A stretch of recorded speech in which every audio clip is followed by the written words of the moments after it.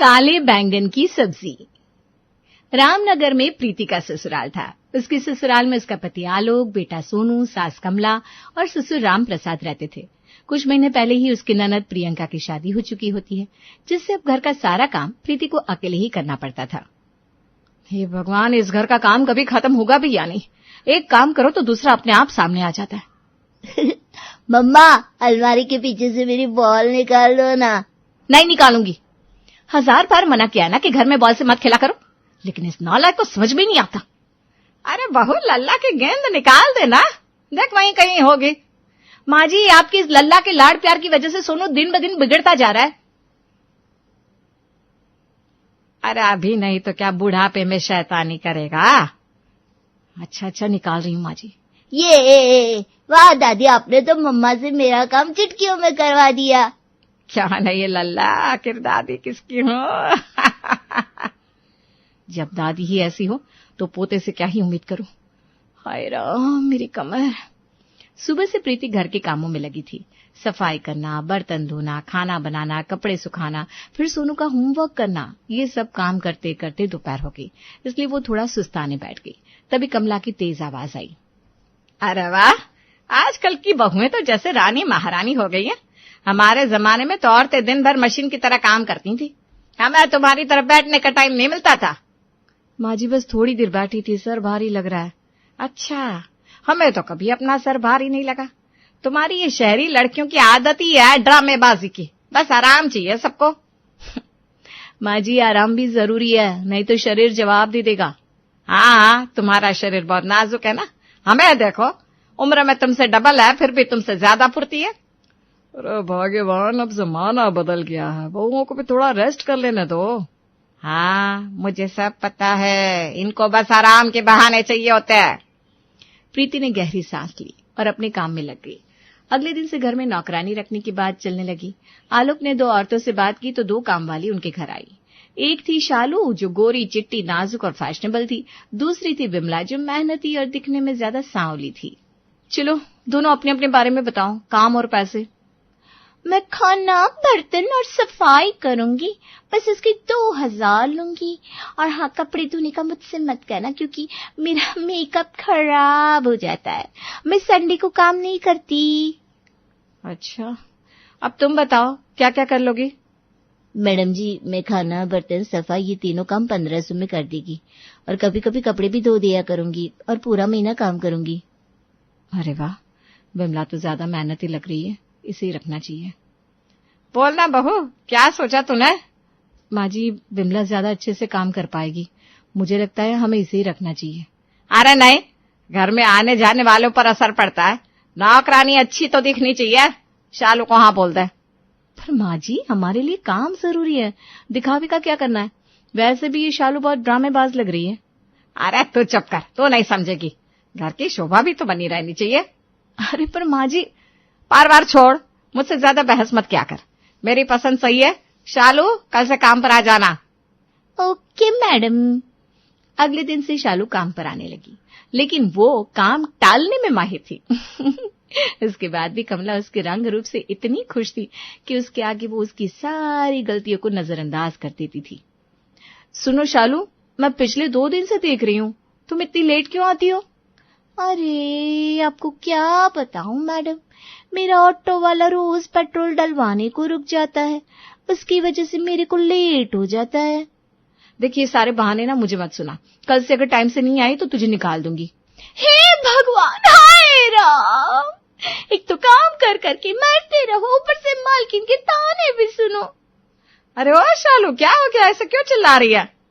शालू कमला से प्रीति की शिकायत करती है कि प्रीति रोज उसे ताने देकर काम करवाती है। इस पर कमला प्रीति को डांटते हुए कहती है, क्या रे बहू, या क्या सुन रही हूं मैं। क्यों, क्या हुआ माँ जी।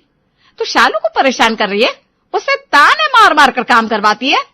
अरे माँ जी, ये शालू बहुत ड्रामेबाज है, खुद को पता नहीं क्या समझती है और कोई काम ढंग से नहीं करती। हाय हाय, देखो तुम महारानी को। चुप कर, अब से मैं शालू से काम करवाऊंगी, तो उसके पास मत आना। देखो तो अम्मा जी, मेरे नाजुक हाथ काम कर करके छिले जा रहे और मालकिन को मेरा काम भी नहीं दिखता। अरे शालू, तू चिंता ना कर, अब से आराम से काम किया कर और अपने नाजुक शरीर को चोट ना पहुंचाया कर, समझी। अब तो शालू आजादी से काम करने लगी। ये देखकर प्रीति मन ही मन उससे गुस्सा थी, लेकिन वो अपनी सास की वजह से चुप रही। अगले दिन प्रीति ने जानबूझकर बैंगन की सब्जी कढ़ाई में बनाई, जिससे वो काली हो जाए। दोपहर के खाने के समय सभी ने सब्जी खाई। अरे वाह बहू, आज तो सब्जी बहुत स्वादिष्ट बनी है, खूब मसालेदार। माँ जी, ये सब्जी तो काली बन गई है। बोला, काला बैंगन भी स्वादिष्ट हो सकता है क्या? वाह वाह बहू, क्या सब्जी बनाई है। हाँ हाँ, क्यों नहीं, सब्जी तो बहुत टेस्टी है। अरे ये क्या, काली सब्जी तो चटकारे लेकर खा रही है। और इतनी मेहनती विमला को काम पर नहीं रखा। पता नहीं कैसी सोच है माँ जी की। अब प्रीति सबको खाना देते हुए काली सब्जी करने लगी। ये सुनकर कमला को अजीब लगा और वो बोली, ये क्या काली सब्जी करी है बहू? खाना खाना होता है, बस स्वादिष्ट होना चाहिए, इसमें रंग से कोई फर्क नहीं पड़ता।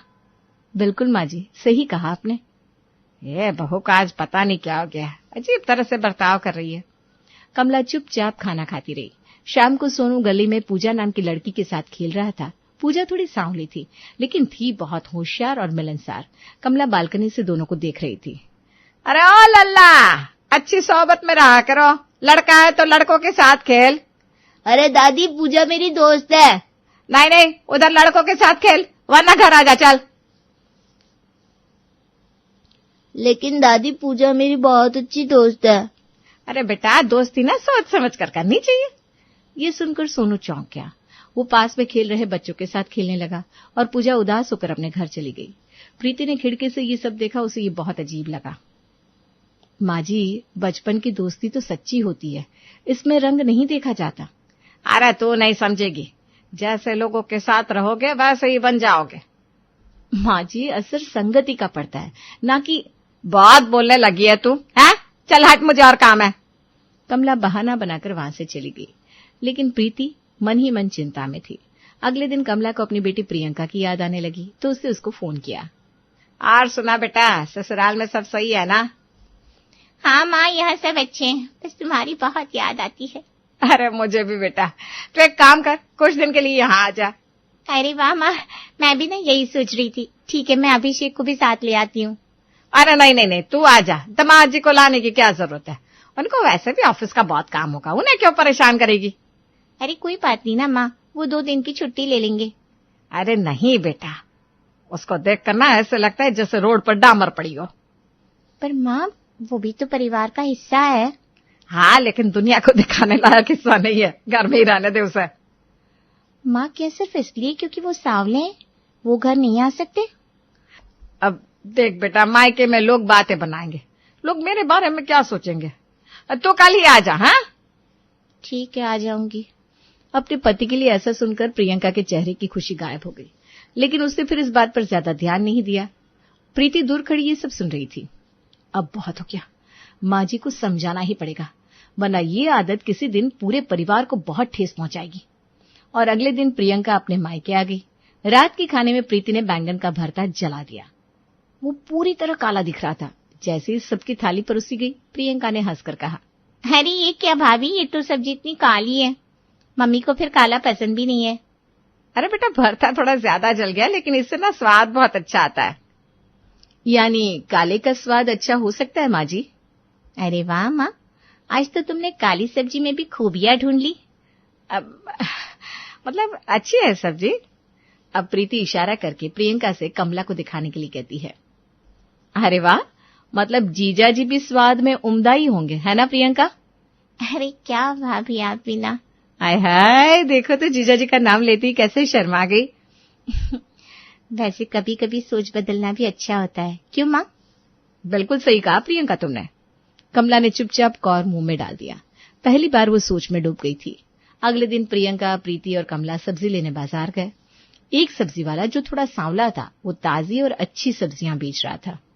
बहन जी, बिल्कुल ताजी सब्जी है, ले जाइए, थोड़ा दाम कम दे देना। कमला ने एक नजर सब्जी वाले पर डाली और तुरंत दूसरी दुकान की तरफ बढ़ गई। प्रियंका उस दुकान पर जैसे ही बढ़ी, अरे नहीं नहीं बेटा, इससे मत लो, दूसरे दुकानदार से लेंगे, ये कल की रखी हुई सब्जी दे रहा है। प्रियंका ने सब्जियों की तरफ देखा। पर माँ, ये सब्जियां तो ताजी है। अरे वो मैं बस, अरे अच्छी नहीं लग रही है, चुपचाप चलना, मैं बताती हूँ। क्या अच्छा नहीं लगता माँ, सब्जी या दुकानदार? कमला बड़बड़ाते हुए आगे बढ़ गई। माँ जी, ताजगी रंग नहीं देखती, स्वाद देखती है। हाँ माँ, आखिर आप ही तो कहती हैं सब्जी की तासीर देखनी चाहिए, रंग नहीं। कमला ने झेपते हुए दूसरी दुकान की तरफ मुंह कर लिया।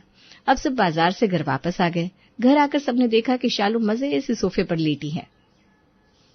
अरे शालू, क्या कर रही है तू? यहाँ लेटने आती है या काम करना है? अरे मैडम, मैंने ना अभी यहाँ पोछा मारा था तो कमर सीधी कर रही थी। शालू, तुम्हारे ड्रामे तो खत्म ही नहीं होते। माँ, तुम इसको कुछ बोलती क्यों नहीं हो? शालू, ध्यान से काम किया कर। जी अम्मा जी। अब कुछ ही दिनों में शालू का असली रूप सबके सामने आ गया। वो अक्सर बीमारी का बहाना बनाकर काम टालने लगी थी। एक दिन जब प्रीति किचन में गई तो उसने देखा बर्तन गंदे पड़े थे। शालू, तूने ये घर का क्या हाल बना रखा है?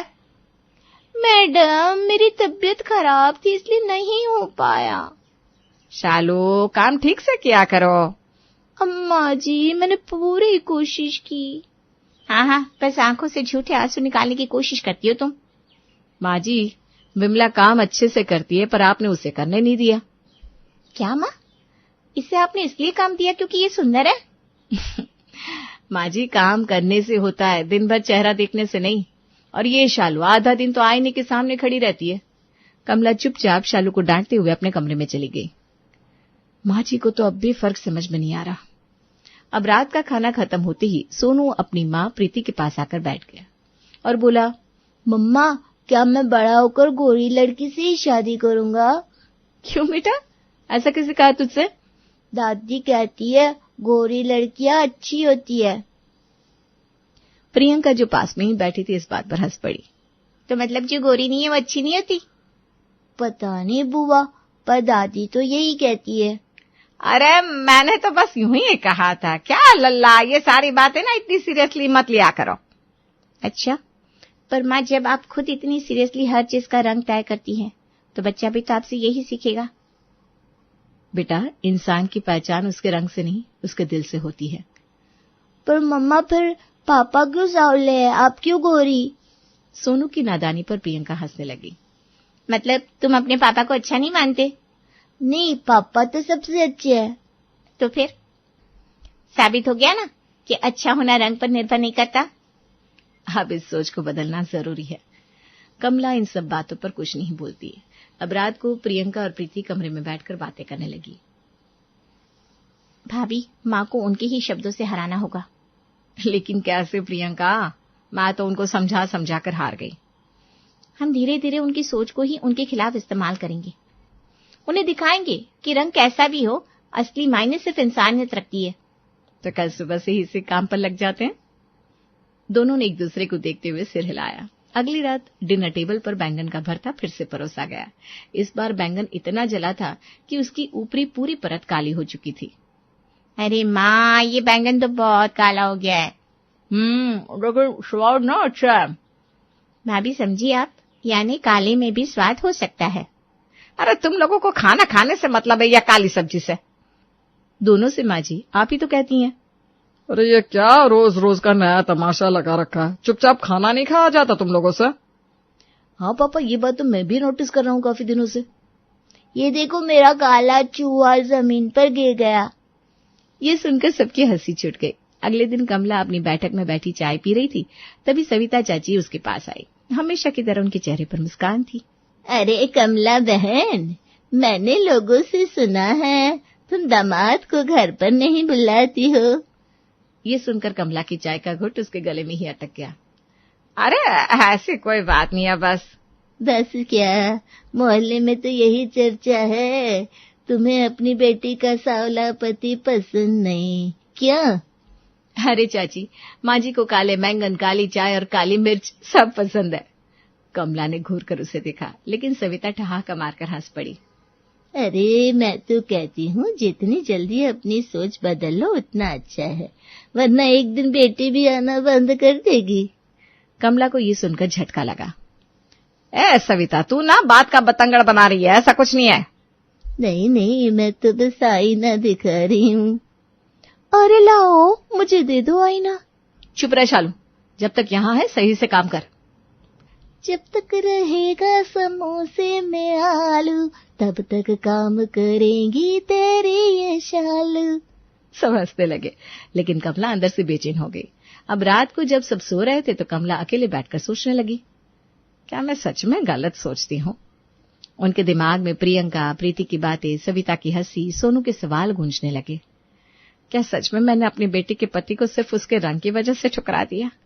अब उसे याद आया कि पहले कैसे प्रियंका हमेशा खुश रहती थी, लेकिन जब भी मायके आने की बात होती थी अब उसके चेहरे पर उदासी छा जाती है। मैंने अपनी बेटी को कितना दुख दिया। अब मैं कल ही अपने दामाद जी को यहाँ बुलाकर अपनी बेटी को सरप्राइज दूंगी। अगले दिन उसे सुबह ही फोन उठाकर अभिषेक का नंबर डायल किया। हेलो माँ जी, आप कैसी हो? बेटा क्या तुम कल घर आ सकते हो? हाँ माँ जी, मैं कल आ जाऊंगा। ठीक है बेटा, लेकिन ये बात तुम प्रियंका को अभी मत बताना। हाँ ठीक है माँ जी। अगले दिन अभिषेक सुबह सुबह अपने ससुराल आ गया। उससे देखा घर पर सब उसका इंतजार कर रहे थे। प्रियंका अभिषेक को अपने घर पर देखकर चौंक गई। अरे अभिषेक, आप यहाँ अचानक? हाँ प्रियंका, मैं। क्यों, क्या हुआ? मेरे आने का सरप्राइज अच्छा नहीं लगा? अरे जीजा जी, ये तो आपको यहाँ देखकर ऐसी बावली हो गई है। प्रियंका बेटा, मैंने शायद तुम्हें और अभिषेक को बहुत दुख दिया है, पर अब और नहीं। प्रियंका, मम्मी जी ने ही मुझे यहाँ बुलाया है। क्या माँ, सच में? पर तुम्हें तो... नहीं बेटा, ऐसी कोई बात नहीं है। अब से मैं हमेशा अपने दामाद को पूरे सम्मान के साथ अपने घर बुलाऊंगी। प्रियंका ने माँ को गले लगा लिया। थैंक यू माँ, आज आपने मुझे दुनिया की सारी खुशियाँ एक साथ दे दी। अरे बस करो आप दोनों, देखो तो सही, आप लोगों को देखकर सोनू भी रोने लगा। दादी, अब क्या मैं भी अपने दोस्त के साथ खेल सकता हूँ, पूजा के साथ? बिल्कुल लल्ला। अब घर में खुशी की लहर दौड़ गई। कमला ने सबका दिल जीत लिया। प्रीति अपनी सास के इस बदले व्यवहार से बहुत खुश थी।